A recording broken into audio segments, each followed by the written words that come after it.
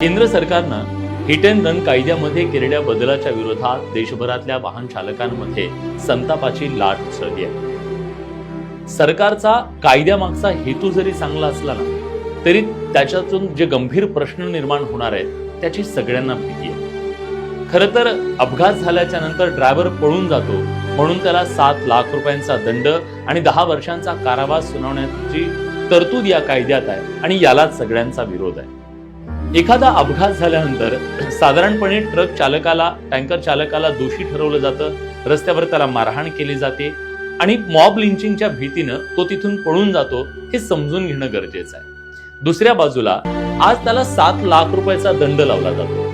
तो त्या गाडीचा मालक नाहीये, तो तिथे ड्रायव्हर म्हणून काम करतो, त्याची आर्थिक कुवत इतकी नाहीये आणि तो 7 लाख रुपये कसा देणार हा यामागचा सगळ्यात महत्वाचा प्रश्न आहे। 10 वर्ष त्याला जर जेल झाली तर त्याच्या कुटुंबाचं काय हाही यामागचा एक महत्वाचा प्रश्न उपस्थित केला जातो। त्यामुळे केंद्र सरकारनं आणलेल्या या कायद्याच्या नंतर सर्वसामान्य वाहन चालकांमध्ये संतापाची लाट उसळली आहे। या सगळ्या प्रॅक्टिकल गोष्टींचा सुद्धा कायदा बनवताना विचार व्हायला हवा हीच आज सगळ्यांची भावना